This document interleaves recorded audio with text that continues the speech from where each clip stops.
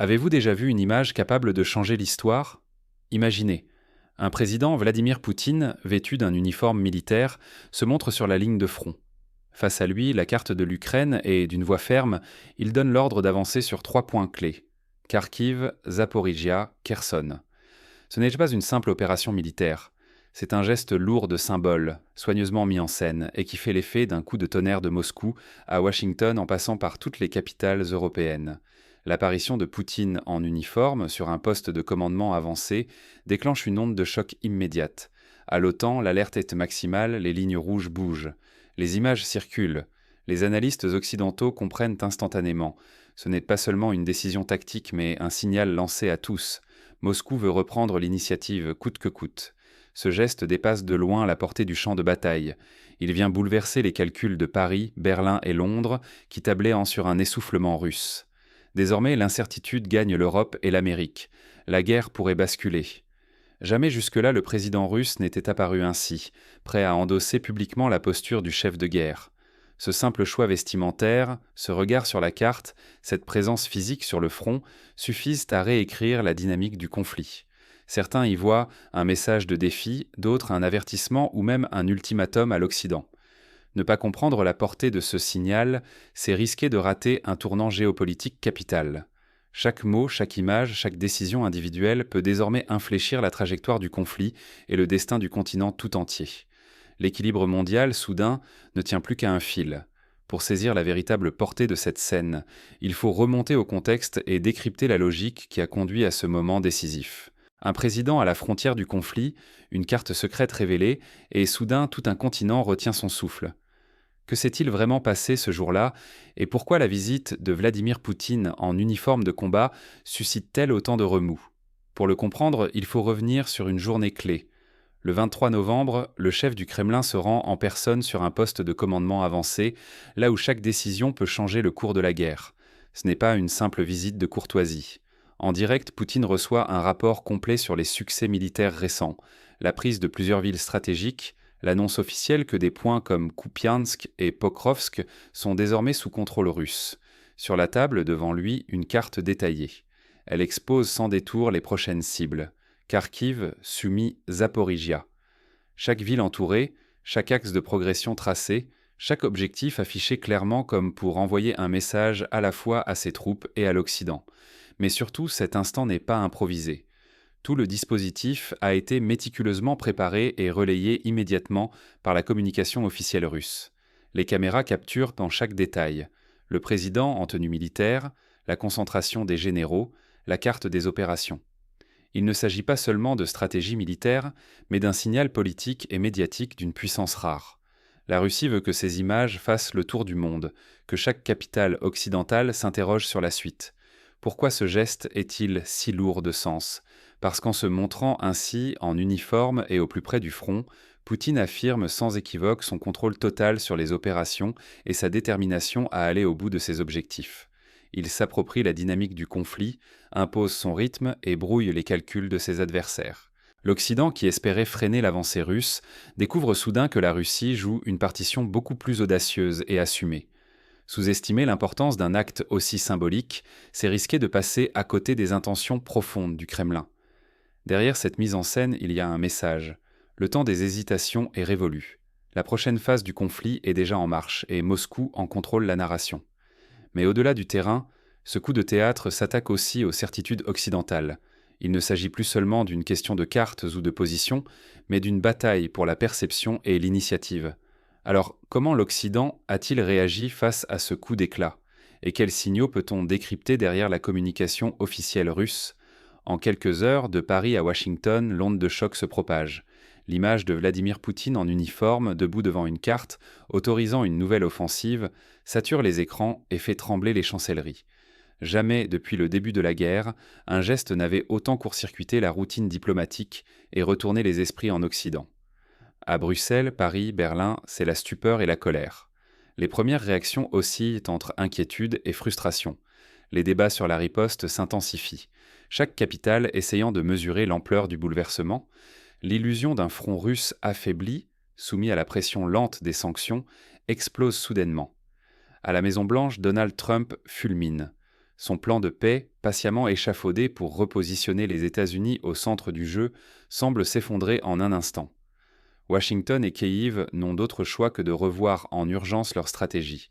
La fenêtre d'une négociation favorable vient de se refermer et l'Ukraine doit réinventer sa résistance. Pour l'Europe, l'offensive russe brise un tabou, la croyance qu'un ralentissement s'imposerait, fruit de la fatigue et des pressions économiques, n'est plus d'actualité. Au contraire, le Kremlin affiche une confiance déconcertante. Les médias occidentaux s'emparent de l'image d'un Poutine maître de ses choix, donnant le tempo et imposant ses priorités.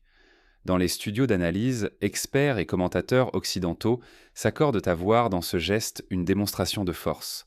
Ce n'est pas seulement du théâtre, c'est un signal brutal que Moscou contrôle toujours l'initiative et que rien n'est figé à l'Est.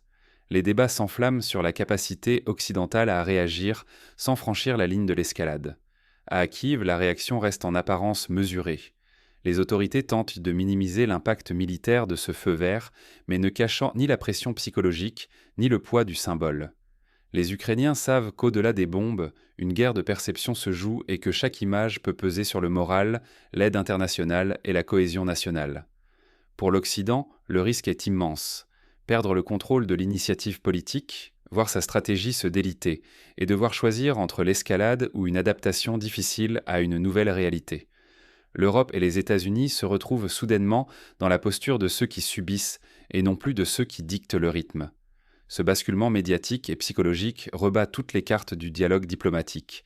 Les prochains jours s'annoncent décisifs. Chaque acteur devra choisir sa réponse et assumer les conséquences d'un nouvel équilibre de la peur.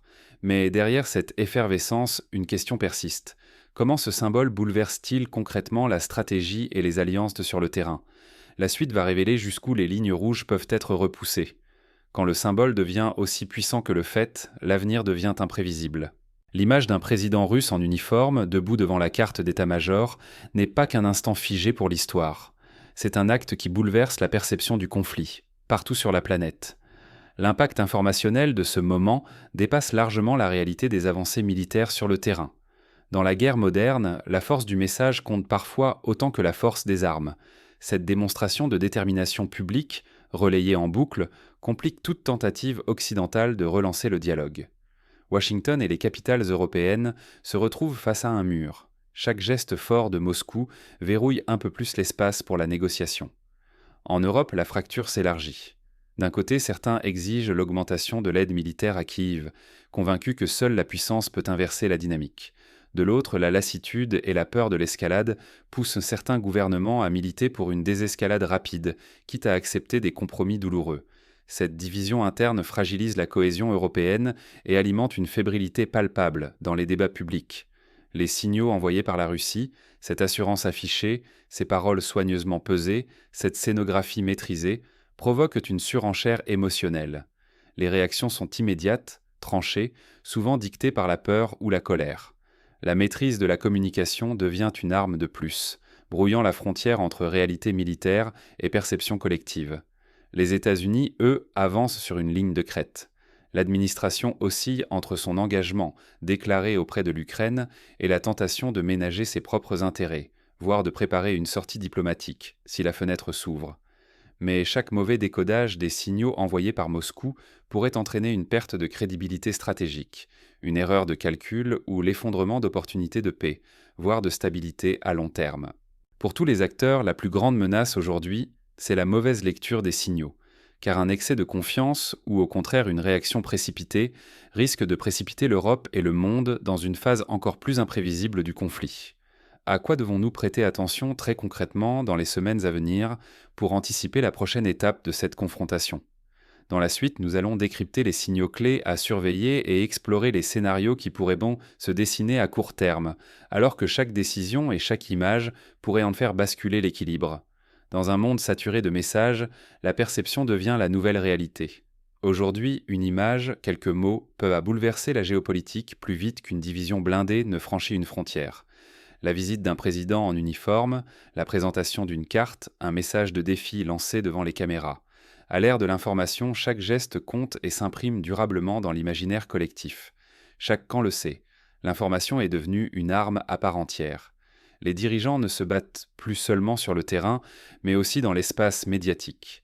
Ils s'affrontent à travers des récits, des symboles, des signaux calculés pour influencer l'opinion mondiale et négocier en position de force. Même sans provoquer de nouveaux mouvements militaires, une photo ou une déclaration peuvent retourner la situation diplomatique du jour au lendemain. Pour le public, cela change tout. Désormais, décrypter les codes, lire entre les lignes, s'informer auprès de sources variées ne sont plus de simples gages de curiosité. Ce sont des réflexes indispensables pour ne pas être manipulés. Les fausses évidences, les mises en scène, les discours calibrés peuvent façonner notre vision beaucoup plus que les faits bruts.